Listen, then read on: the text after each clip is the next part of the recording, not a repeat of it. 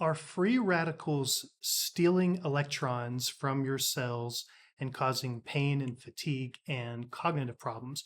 For some people, the answer is yes. And so I want to explore in the video today about how free radicals may be causing the symptoms that you are suffering with. So I'm Dr. Younger. I'm director of the Neuroinflammation, Pain, and Fatigue Laboratory, and I run clinical trials. Among other things, I run clinical trials. Most of the treatments I test have anti-inflammatory effects in the body and in the brain, though some of the agents I test also have powerful antioxidant effects. And I want to tell you a little bit more about that side of the work that I do.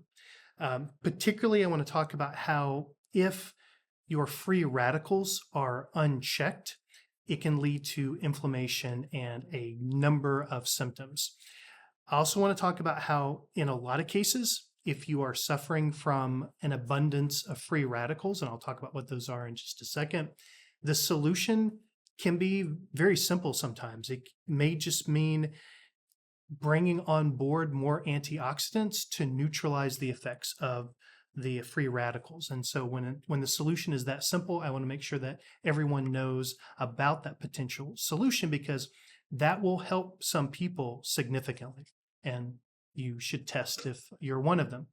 The basic idea, pretty simple, and you probably have heard this before. Anytime you need power, you have to have an engine to create that power. And inside of our body, we don't have a single engine somewhere producing power for our whole body. Instead, we have quadrillions of tiny, tiny mitochondria engines. And these things are so small, there are thousands in a single cell. And so they're everywhere, and they're producing the energy that all of your cells, all your processes need to function. So a ton of them. When you have an engine, whether it's a huge engine like we see outside or in your car, or whether it's these teeny, teeny, tiny mitochondria engines in our body, when they're producing energy, they produce waste products. And in the case of mitochondria, those waste products are free radicals. And those are molecules that have unpaired electrons. So you probably remember that electrons like to exist in pairs. And when they lose an electron, you have an unpaired electron, that molecule will attempt to seek another electron to fulfill that pair that it wants to have. So an unpaired electron is an unstable state. And in an unstable state, that molecule can become damaging. And that's because when it takes an electron from another molecule, atom, ion, when it takes it from another part of another cell or the DNA inside of a cell, it can damage that cell or that tissue.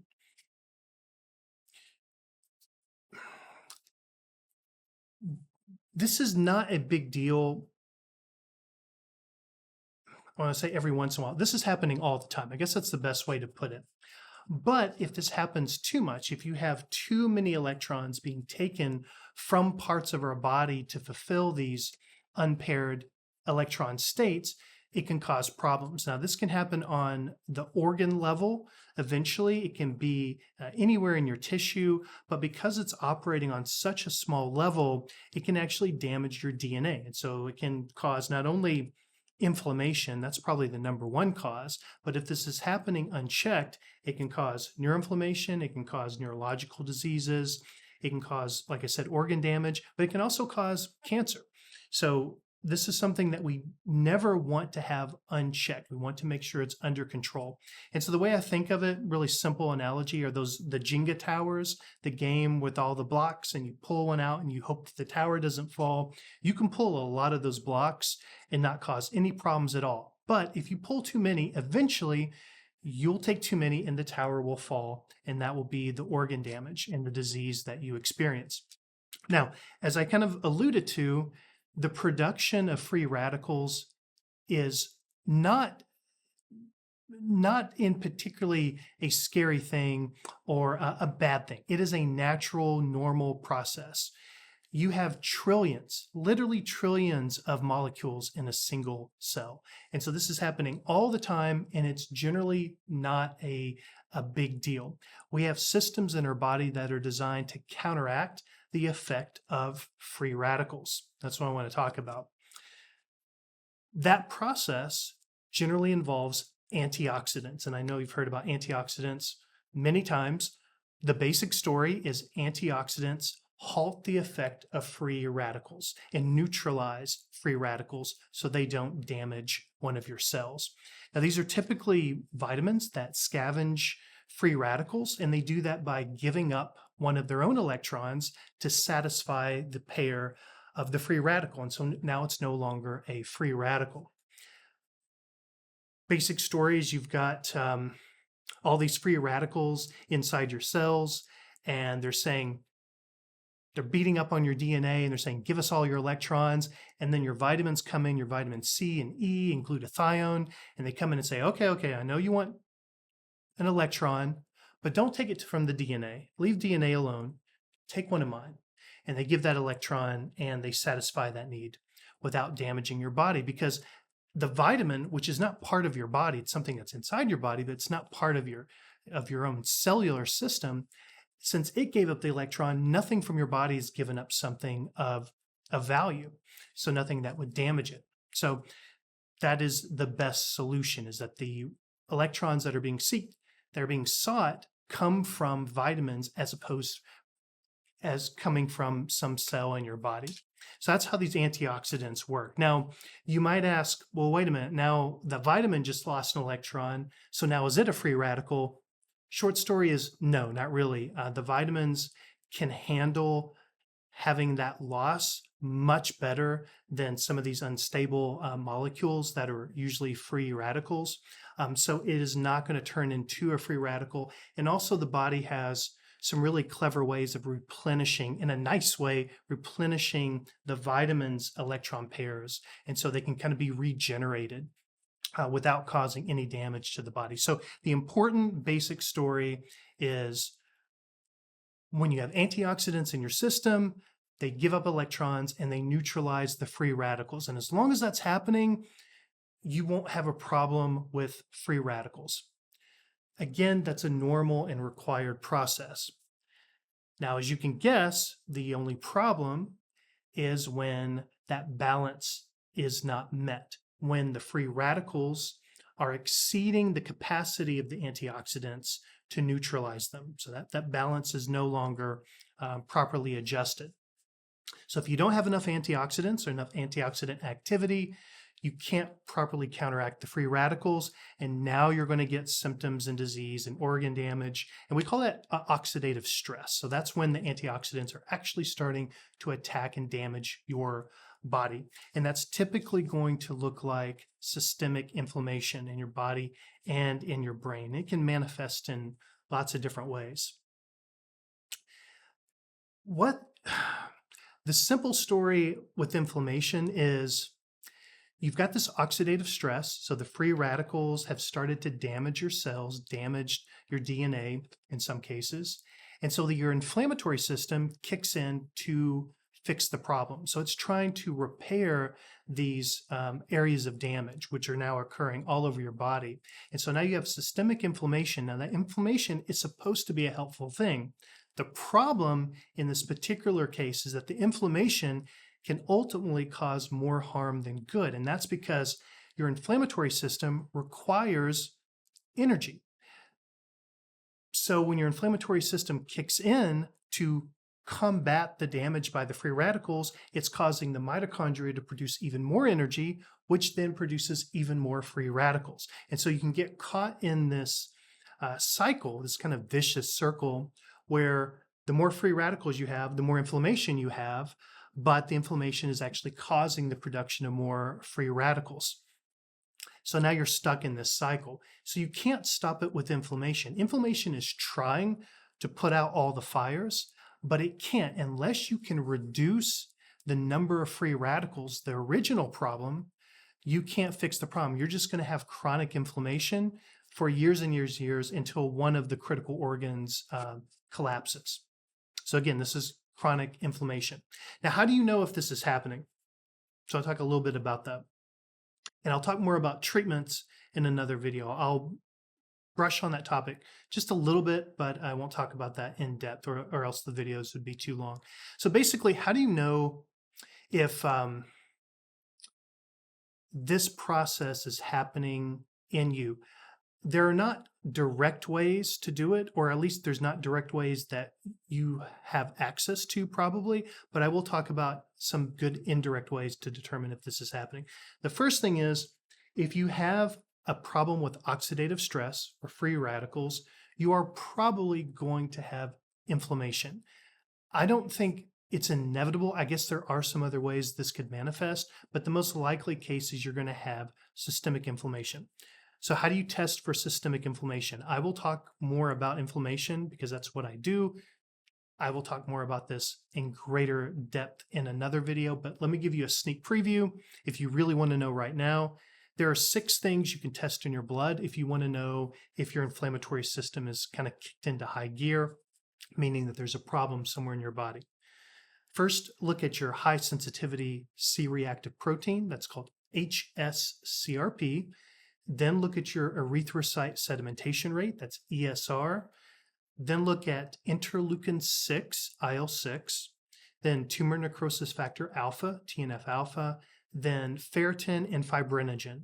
If you test those 6 things and they're all in the normal ranges, probably you are not having an issue with systemic inflammation, and so you probably are not having a problem with oxidative stress or free radicals.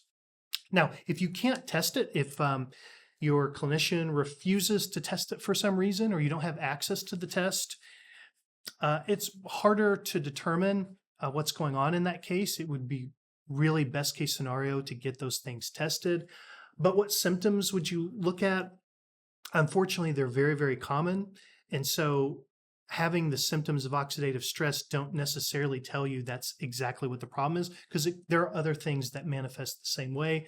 The 3 major likely signs of oxidative stress are fatigue, cognitive issues, memory, and general cognitive processes, and then pain, aches in your muscles and in your joints.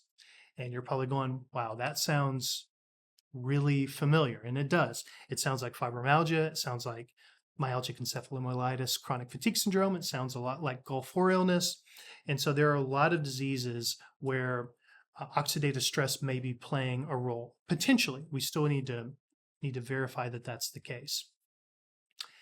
So how do you know? So, you can look at inflammation, which will give you an indirect idea of whether you're oxidizing, your free radical side is out of balance. Now, what about the other side? What about the antioxidant side? Because again, this is supposed to be a balance. Again, I wish that there were tests that told you your antioxidant kind of overall activity. I do know that there are groups that work on this. To my knowledge, it's not something that you can walk into a clinic and have done right now. I could be wrong, but I can't think of anything that's done on a widespread basis. And so we still have to wait for these things to become more common. And that's just the way it is right now. But anyway, just like you can test the inflammation to get an indirect idea of your oxidative side, you can test the antioxidant side. The best way to do it would probably be to test all the vitamins.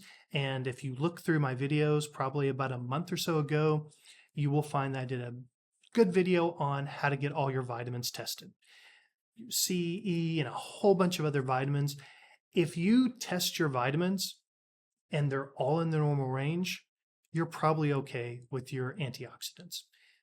And then to bring those 2 sides together, if your inflammatory tests all look normal, and if your vitamin tests all look normal, chances are oxidative stress, free radicals, that those things are not your issue. You can probably scratch that off your list and go on to something else. However, if you do those tests and one of those sides or both are abnormal, now you have a mystery that you need to solve, that you and your clinician need to solve. You need to figure out why. Why is the antioxidant side too low? Why is the oxidizing, the inflammatory side so high? You need to figure that out, because that very well could be the root of your issues. When you figure out that mystery, you might have figured out how to combat the problem that you're dealing with. So very, very important. And again, that's the reason for these videos. Now, if you absolutely can't get any of these things tested, then next best thing to do is just go straight into best practices to prevent oxidative stress. And really, the basic way to do that is just to get as many antioxidants in your system as you can. I can't think of any way through natural diet to overdo it on antioxidants. They'll just be excreted, no problem. So you don't have to worry about that. So you can't really overdo it. You probably know what an antioxidant diet looks like. If you don't, there must be tens of thousands of good videos on the internet about how to get antioxidants into your system. So I'm not going to do that here, but I will say generally you're looking at the most colorful fruits and vegetables you can get. Blueberries and strawberries and spinach. Just get all those colors into your system with all of your meals and every day.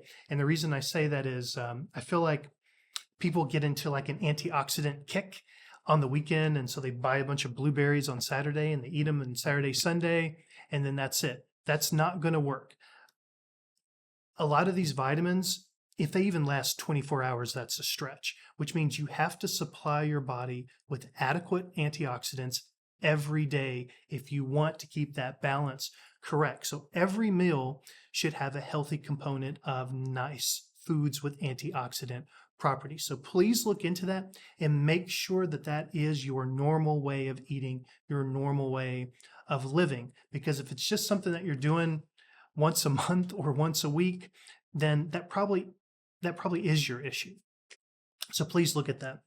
Now, I said that this is a balance. So you could tackle it from the antioxidant side, which is what I was just talking about, but you can also tackle the problem by trying to reduce the sources of oxidative stress. So you want to get those exposures away from you, or those sources of that oxidative stress. So the big ones, and you've heard this list a million times. You probably already know what I'm going to say. What are the sources of oxidative stress? But I want to point out that everything I'm going to mention, there are specific reasons why they're linked to the production of free radicals. So this is not just a random list of get healthy. It's more specific in that. There are links to these things to the production of free radicals. But it's the list you've heard before. Obesity. Cigarettes are huge. Pollution, stuff that you're breathing in the environment that are damaging. Loads of sugar, alcohol, low activity, and stress and anxiety are some of, there's lots of sources, but those are some of the big ones. And as I said, each one of those, there's particular pathways that lead from those things to oxidative stress. It would take too long to go through each of them, but just to take a couple. Fighting pollution. If there's something in your house that's constantly bombarding your respiratory system with something that's damaging, and your inflammatory system has to come in and fight it all the time, that's requiring a lot of energy, and that is more likely to be producing an abundance of free radicals that can start off this process of oxidative stress. And so pollution can lead to this problem.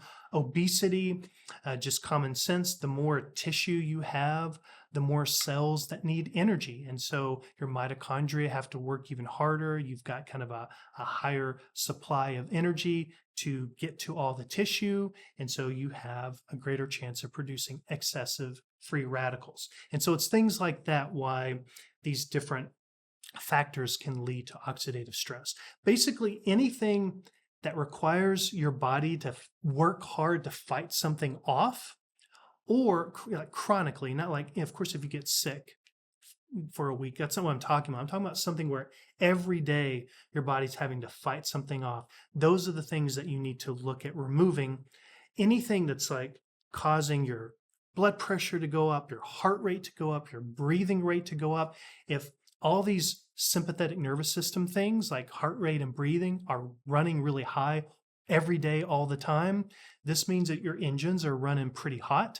And so there's a greater chance you're going to suffer from oxidative stress. So again, I don't want to belabor the point too much, but just keep in mind that if you find out that you may have an issue with free radicals and oxidative stress, think about tackling it from the antioxidant side and from the oxidative side. And every one of those things I listed, there are different ways to approach those things. And I'll talk about the treatments later. So I want to wrap this up. I just wanted to give I wanted to give everyone kind of a reminder of what antioxidants meant and free radicals, because I'm going to be using those terms a lot in some of the specific treatments that I'm going to talk about soon.